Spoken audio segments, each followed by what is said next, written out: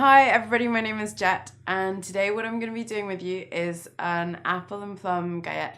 Now, I made the short crust with you guys a couple of weeks ago, so this is the same recipe for that. My pastry dough has been chilling in the fridge. It's kind of a little bit solid, which is good to make it easier to handle. And all I'm going to do is I'm going to flour my surface and start rolling it out.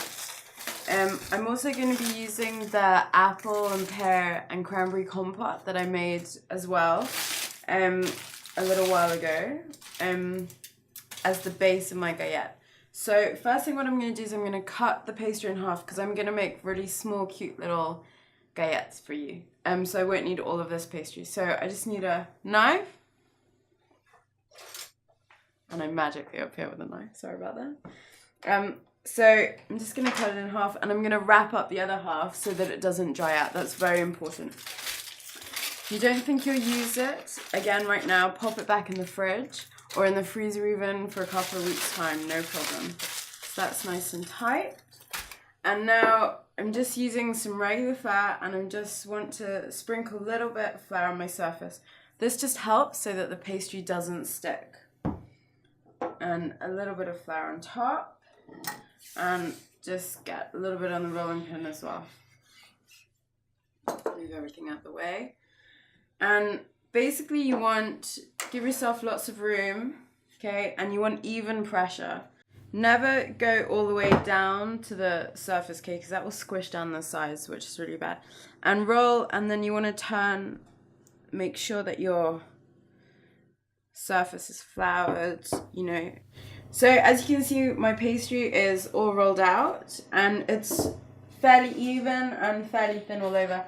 What I'm going to do now is just grab a mug to make the shape that I'm going to use.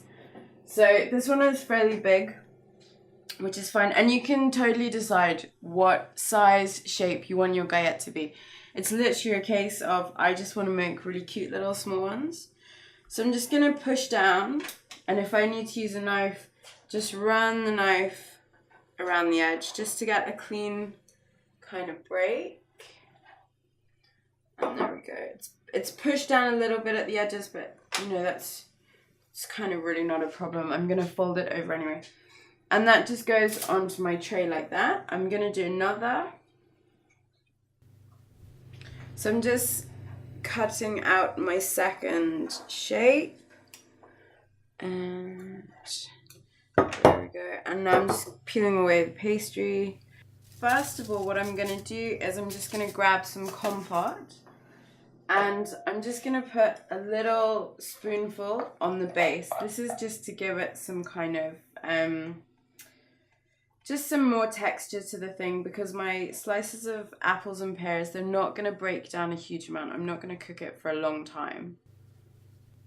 So I'm just going to layer a little bit on, like I did with the first one.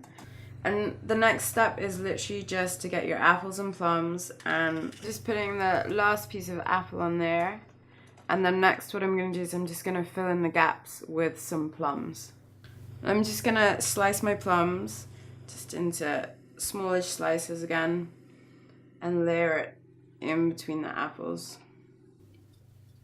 and you'll just get this really pretty kind of twirl effect happening. Don't worry if it looks a little bit messy, it's going to cook down, and you will still see kind of the overall effect. So don't stress too much about it at the moment. If you were doing a bigger one, it would look really pretty if you just did an apple there, a plum there, an apple there, a plum there, apple there, plum there, you know, kind of, and then when it comes out, it would just look absolutely gorgeous. These are very small. So what I'm going to do now is I'm literally just going to fold it over. Just going to go ahead and do this one now. And try your best to kind of keep the shape. But like I said, you know, I mean, it's a very rustic dessert. The next thing that I'm going to do is I'm just going to egg wash it. Try not to get it over the fruit. And then this will just go in the oven at about 190. And so the galettes are out of the oven. They've got a lovely goldeny colour and the fruit are definitely done. I'm literally just gonna pop them, or pop one on a plate, and I think I'll go for the bigger one actually.